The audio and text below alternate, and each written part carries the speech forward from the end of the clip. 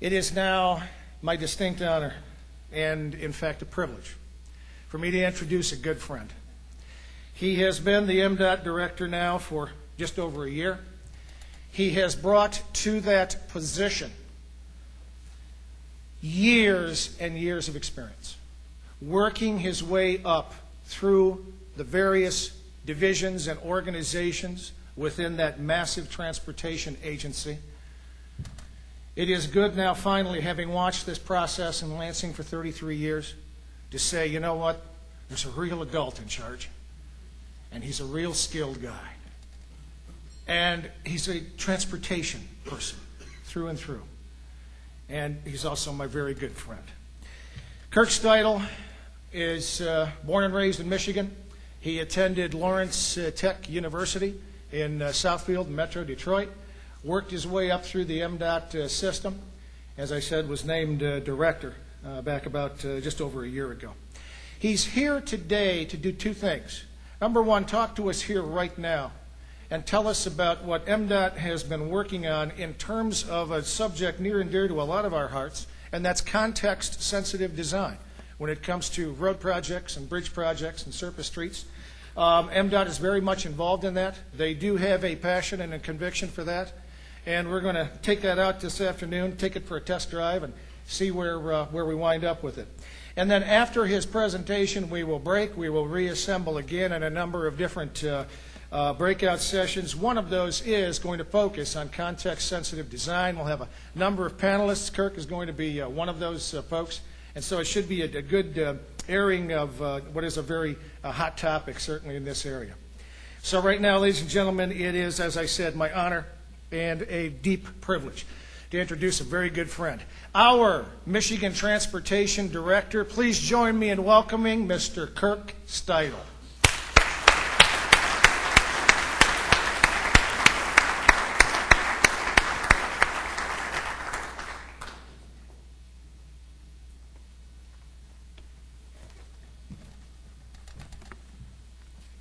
Thank you, Don. You know, with that last piece with the Metro Council staff, I was sitting in the back thinking, well, after you become a colleague, are you no longer a friend? Because you mentioned them as friends and now colleagues. So I hope we're still friends. Thank you for that great introduction.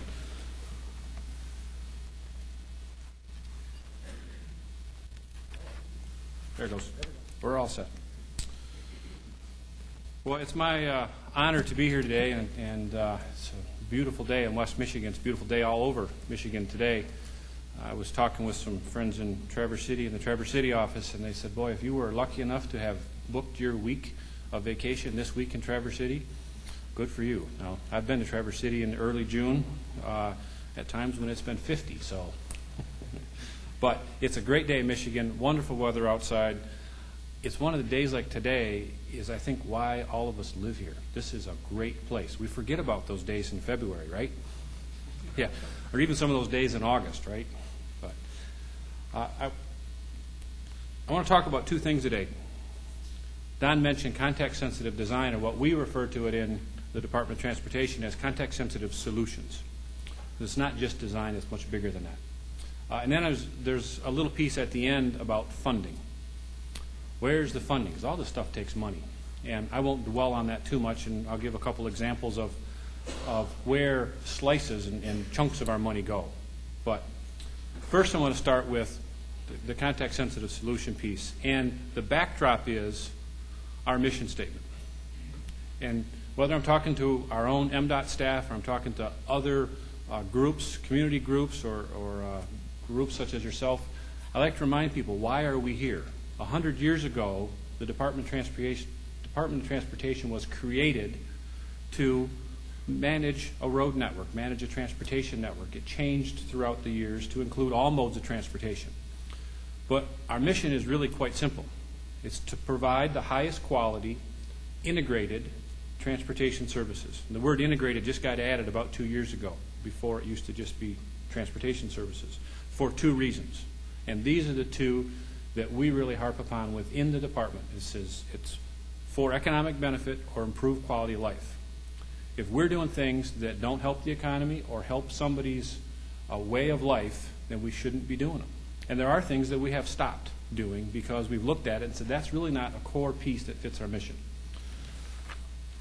But context-sensitive solutions clearly are.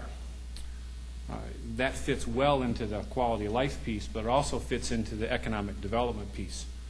If you have a transportation facility, it's easiest to think of a road through your community that's designed well, that's put together well because the community's been involved in it, you're going to generate that economic activity that needs to happen to make your communities vibrant as well. We tend to look at context-sensitive solutions as more of a process instead of an outcome. And I have a couple examples at the end that we've done right here in the Grand Rapids area that I'll share, and I know you all have seen them before.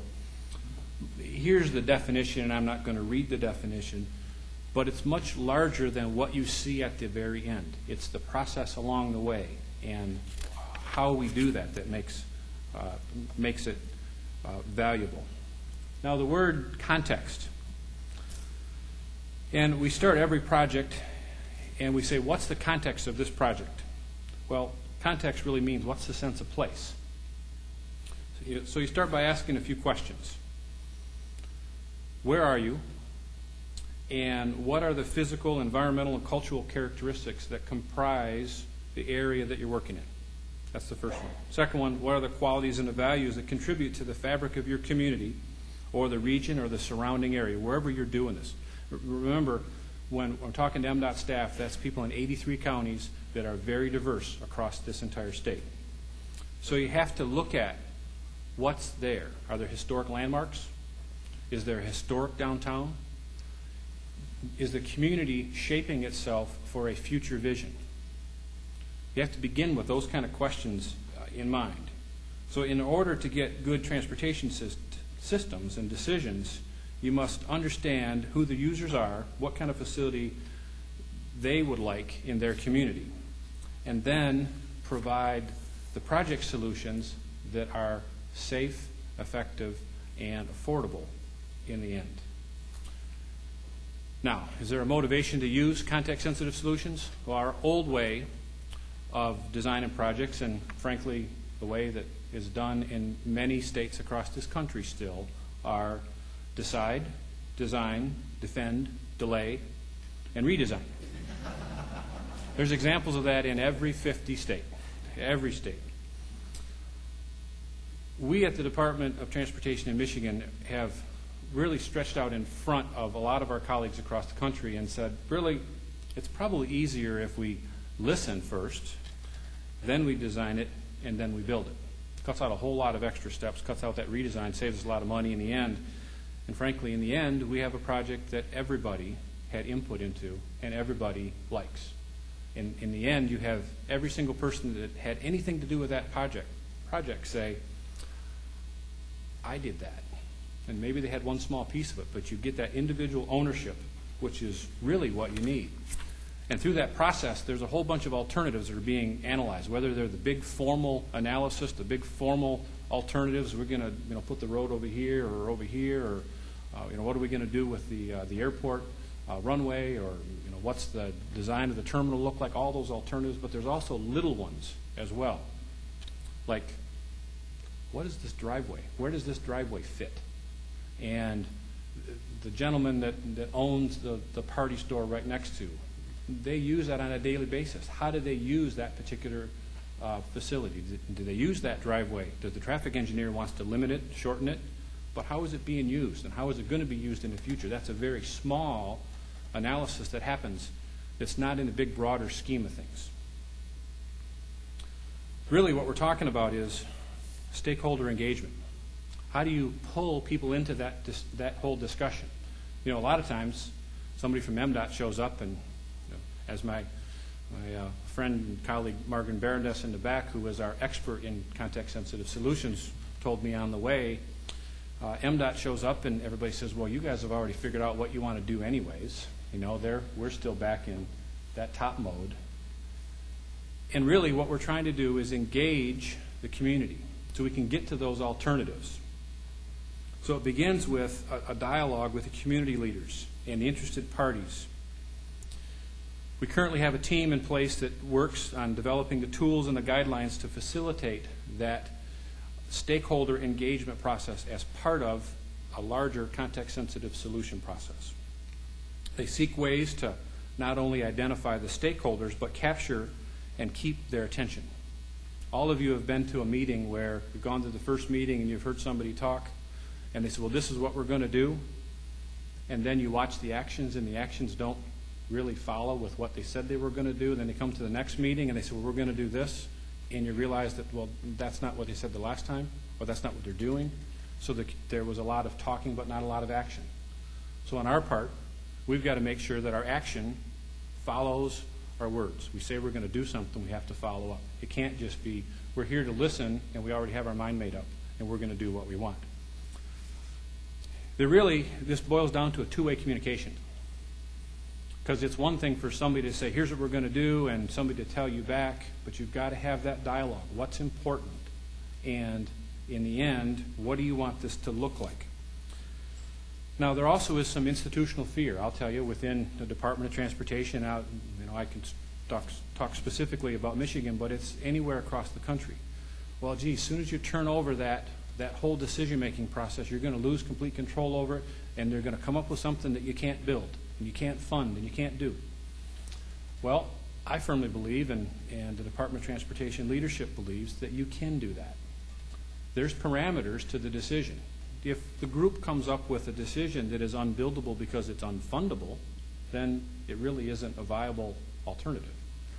If the group comes up with a solution that is unsafe, that's probably not a viable solution either. So you have to blend all those together. It's a dialogue back and forth as to what does each interested party need out of that project. There will always be, first and foremost, the priority on the Department of Transportation to make sure that whatever we build is safe and that moves people and goods. But it has to be safe. We cannot cut short safety. Now, you can be flexible in some things, but you have to keep safety in mind. Now, there's a number of other things. What does the community want? Does the community need to preserve the historic integrity in front of that historic landmark, or whatever else it is? Those are the issues that ultimately need to come out.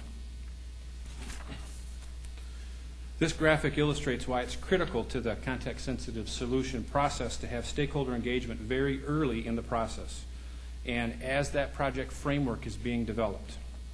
Now, way over here, just my fingers over it. Way over here, when you're still talking about something that's 5, 6, 7 years out, there's lots of issues, lots of ideas. Once you start getting into the design phase and you get closer and closer to where the plans are completed, there's less opportunity to redesign and change. There's lots of time right here to talk about what do we want this to look like. When MDOT leaves, it will still be Main Street for whatever community we happen to be working in. We need that input right here. Now, there's a little different approach that Michigan has taken than some of our colleagues across the country. Our colleagues across the country utilize context-sensitive solutions and this curve on big projects. Big projects, mega projects, ones that are coming, take 7, 10, 15 years to get done. We've taken it a step further and said every single project we do goes through this in some fashion because we have to listen to what the community wants. I talked about that driveway a few minutes ago. Well, that's a routine project that will get, a routine repair that will get done on every single project that we do just about. Well, that discussion can get narrowed down. It doesn't have to be long drawn out for many, many years. It can get narrowed down into a couple of months, but it's the two-way communication, and it's the dialogue that happens between the designers that are putting together the plans, the folks that are setting up what the budget's going to be, and the local community or the local landowners right next to it. So, when you're called upon to offer ideas and suggestions, understand if it's early and you come in and you say, well, where's the plans? What are you going to do? And it's still conceptually. Say thank you, because now there's time to listen to what you have. Once you already get to the plans are done and we're ready to start bringing in bulldozers, it's much more difficult to change those. Stakeholder engagement takes a variety of forms, and it needs to be tailored to the scope of the project. The primary goal of stakeholder engagement is to gather meaningful input into the development process, not just everybody's wish list, but understand what we're trying to do and gather the meaningful ideas. We use a variety of tools and resources to gather project input and capture the concerns. They range from cell phone calls, meetings with communities, informal project meetings, formal public websites, formal public hearings. Again, it depends on the scope of the project. Big projects are going to have lots and lots of external communications. Small, maybe a resurfacing project with some, fixing some curb and gutter here and there is going to be much smaller, probably dealing just with the immediate landowners and just with the elected officials nearby. So I previously discussed engaging stakeholders early and often as a key to an effective context-sensitive solution process. Equally important is the proper application of engineering flexibility. An engineer's primary concern is that flexibility increases a safety risk. I'm sure all of you are sitting there saying, yeah, I bumped up against that traffic engineer that says, yeah, if you change this, we're going to have 6 more crashes or whatever. Our key message is that flexibility does not have to compromise safety and mobility. You have to look at it closely. The American Association of State Highway and Transportation Officials, or AASHTO, has long recognized the need to provide a range of safe, effective solutions that meet the needs of specific solutions or the context of where you're at. And the guidelines offer the built-in flexibility to do so. Designers should look for creative solutions within the accepted guidelines and standards. Use sound engineering and judgment. Document the safety data, the cost, the consequences, and then look for solutions that integrate safety and the public's priorities into that project. It can all be done together. Now, the third leg is having an effective decision-making process.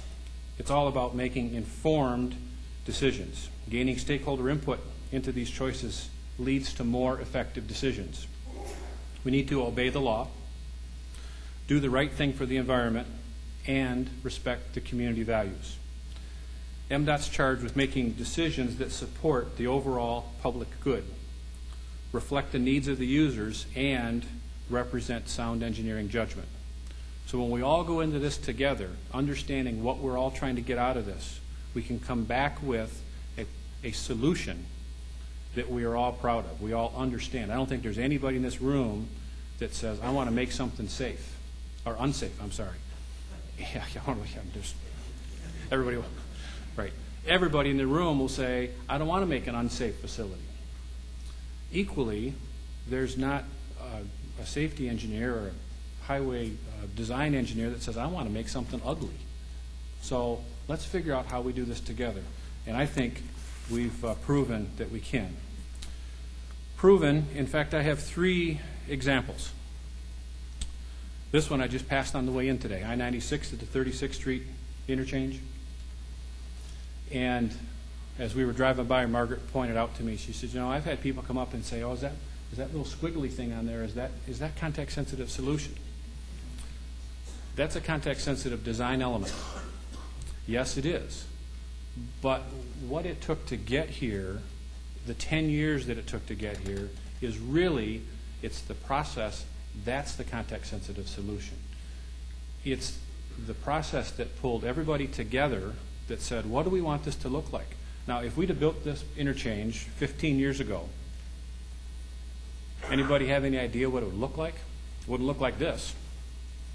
It would have been first of all, it wouldn't have been painted. It wouldn't have been 2 colors. It would have looked like a leftover Soviet-era bunker in the middle of Moscow somewhere, plain, ugly concrete. Now, if we'd have done it 60 years ago, it might have looked like this. Look at some of our old structures that are there and some of the architectural beauty that are on some of those old structures. Then look at some of the utilitarian projects that we built in the 70s and the 80s, and we were just, we needed to get the interstate system completed. And look where we're at now. We're back to where we started. We're back to where we can put some pride of design and pride of ownership back into a transportation facility. That's the final piece. That is an aesthetic piece. But again, context-sensitive solution is pulling all those parties together to have that discussion. Another one is M44 Northland Drive over the Grand River. Now this was a pretty simple little project. This was going to be a deep overlay of an existing bridge deck. This is just a rehab. You know, look at the condition of this bridge. Okay? All we were going to do is take off the top, put a new surface on it, and move on. Well, through that context-sensitive solution process, where you have the relationships built with the local community and the local designers, whether it's a consultant designer or it's an MDOT designer, they took the opportunity to go beyond the original scope of the project. And through some cooperative funding effort, and that's a key piece as well, you can't take what was going to be a simple overlay and say, okay, now why don't you put a bike path out here too? That'd be great. Well, all right, the funding's not there. So through some cooperative funding, they were able to coordinate with this bridge rehab project the addition of this bike path on the outside edge. Now, if you look at it, you know, there's a decorative railing out here, and you could say that's an aesthetic treatment. It's an outcome of a context-sensitive solution process. But more importantly, it was that whole group coming together that says, oh, you're going to work on this project. You know what, we have some concerns because we have some pedestrian mobility issues that we need to get people across this structure. And instead of them walking in traffic where there is no sidewalks, how can we solve that? And how can we find some additional funding that while you're working and your contractor's there, we do all this at the same time? Now here's another little one that's going on, and anybody that's in and around downtown Grand Rapids knows where this one's at. Michigan Street over and under US 31, Business Route or Division Avenue. And I got to say, this is one of the smallest, most expensive projects that we've done in a very long time. And not expensive from the context-sensitive solutions perspective. It wasn't that process that drove the cost of it. It's the fact that it's just very complex and there's a bunch of stuff packed into a very small piece. This one, while it's small and it's going to have some of the same aesthetic features as the S-curve does, really the success story is the engagement of the people around it and the stakeholders in it, the developer, the City of Grand Rapids, our Grand Rapids Transportation Service Center staff, all of them working together to figure out how do we make this happen, how do we pull this together, and when we leave, meaning MDOT, the developer, and the city, we end up with a facility, in this case a bridge, that the public likes. Serving its purpose, it's safe, it's efficient, and it fits in with the context of the area. So, I probably could have had 6 other examples as well. And on the way over here, Margaret and I were talking about a whole host of other examples that go on across the state. It really is about relationship. It's a relationship at the local level between the local elected officials, the local county government, city government, our local MDOT staff and our transportation service centers, our outreach to our design division, our planning divisions in Lansing, and understanding that the decisions that we're making today are going to be there for decades to come. And when we make the wrong decisions, it will be the wrong decision for decades to come. So why not spend a little time up front and make the right decision so that everybody in the end says, I was a part of that, I'm proud of that. I didn't get exactly what I wanted, but I started with this idea and I understand all of the other inputs that had to go into here, and I understand why we got to where we're at. So those are very, very successful, and I could probably go on for another hour with other examples. I have to have a very similar speech or interactive with my own staff to understand, so they understand this is okay. This is the way we should be designing projects. And frankly, a lot of them have been for the last 10 years. They just didn't understand what exactly we were doing. They knew it was the right thing to do. They just didn't understand how we were putting all those pieces together. I will tell you that across the country, we, Margaret, and her counterpart, Mark Van Portfleet, get called often to come present what Michigan's doing with context-sensitive solutions as examples. And I know many of you would say, well, geez, Michigan's not far enough and we ought to be doing more. Folks, we are leading the country. And you might think, well, geez, we should do more. You know, we really should do more and we can do more. But we have to go there together. And we are leading the nation. So I'd like to switch subjects for a moment, talk a little bit about something that keeps all of us going. It's all about the money, right, Don? He said he was going to put up a big sign that says, "Show me the money." And I was going to take that slide as well. Well, Don, there's the money. This is the source of the Michigan Transportation Fund. Here's where it comes from. It's about, this was 2007 data, it's about $1.9 billion, just under $2 billion. Wow, we could do a lot with $2 billion, couldn't we? We do, every year. And there's another billion of federal funds that come on top of that. Wow, why aren't we doing all these other pieces? Well, you'll see in a minute where a lot of it goes, but frankly, it's got to get spread across an entire state. It's got to get spread across 83 counties, 10 million people, 10,000 miles of state highway roads, 5,000 bridges. So the primary source is gasoline taxes, about 45% of it, motor vehicle license tax, which is registration fees. You all pay those once a year. You grouse about it when you pay it, and then you go on, right? This one you grouse about every time you go to the gas pump. There's about 45%, 44% that comes from registration fees, and then there's a couple of other miscellaneous ones that come in here as well. Interesting trend going on back since 1982.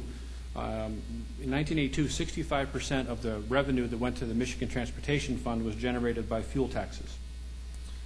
32% was registrations. Look at those numbers I just gave you for 2007, 45, 45,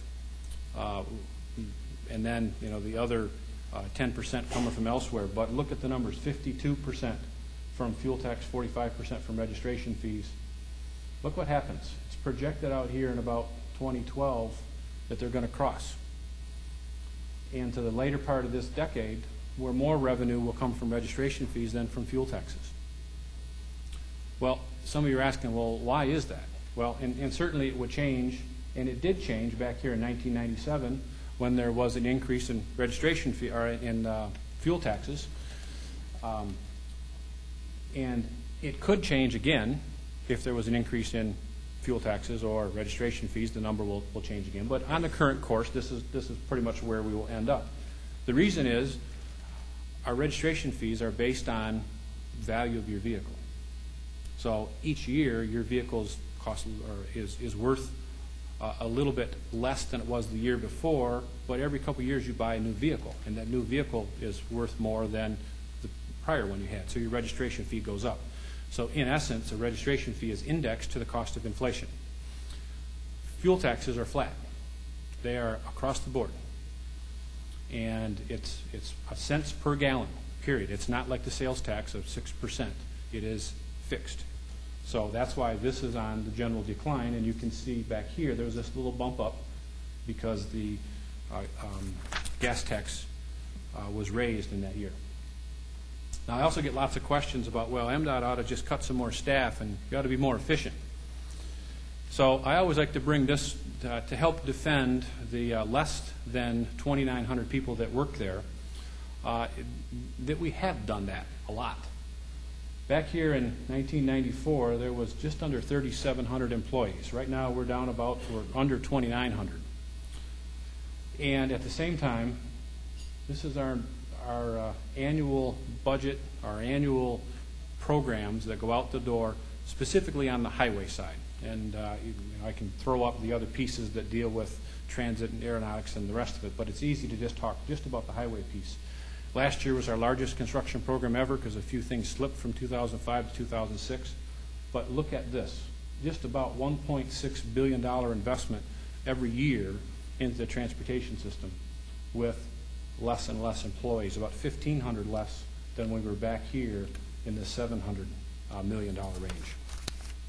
Now, as you project forward, this is that same number. Here's 1.624 billion. That's what that number was, that last chart. And here's what our program does off into the future. It starts dropping off. Now, we were having lunch a gentleman asked me about routine maintenance. Boy, it must just take a lot just to hold together what you have. Well, this chart right here on the bottom, that's how much it costs us, $270 million a year to plow the snow, to fix the guardrail, to fix the signs, to mow the grass, to fill the potholes, to crack seal, general routine maintenance, sweeping, picking up trash. You might say $275 million, that's a bunch of money. It is a bunch of money.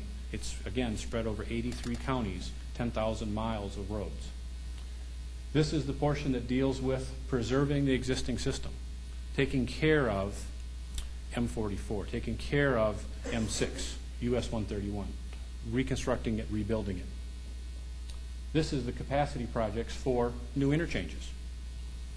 And you can see we get out here and we're at $40 million. That's about equal to one interchange in the entire state in those years. That's where we're at.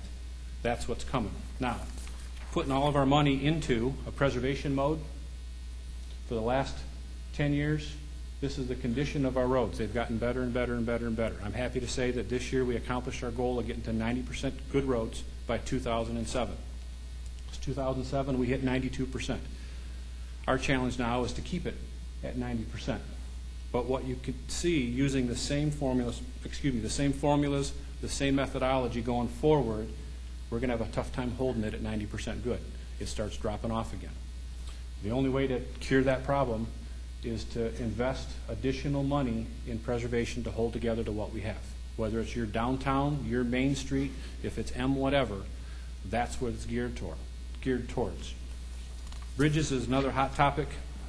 This graph is certainly better for bridges. It tends to stay flat into the future. We think from a statewide perspective, we've got the bridge population pretty much under control. So I'm going to skip this last piece and say thank you very much for the opportunity to be here. And I want to leave you with a video that you all paid for. And you all might have seen, and you might not have seen. This comes from Travel Michigan. It's the travel campaign called Pure Michigan. Some of you may have heard some of the radio spots lately. I would encourage you to go to the website, michigan.gov/MEDC, or type in Travel Michigan and you'll get to it. And there's a whole bunch of trailers that go along with it that are really absolutely fabulous. So there's two of them here, and I'm going to start these, and I'll let the first one play and then talk for a second, and then play the other one.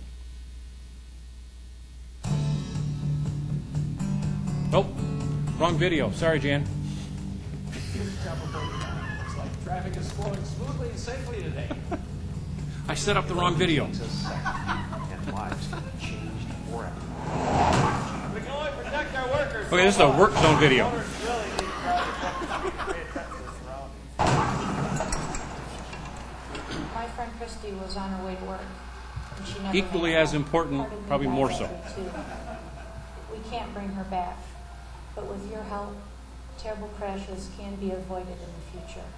The Michigan Department of Transportation is serious about safety. There are still thousands of unnecessary work zone crashes in Michigan each year. If you're in a freeway work zone and see workers present, drive 45. Why? Because it's a proven fact. Appropriate speeds save lives. I just want to get home every night and see my wife and kids. The life that you save could be yours, or a loved one, or somebody you know.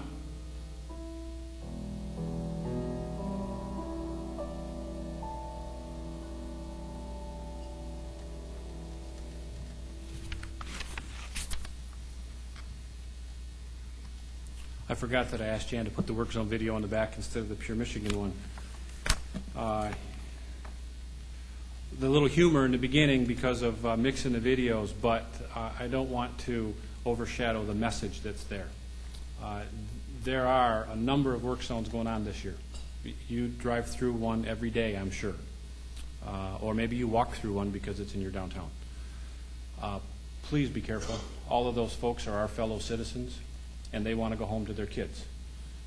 It's very disturbing as a transportation director to get a message that a worker was just killed.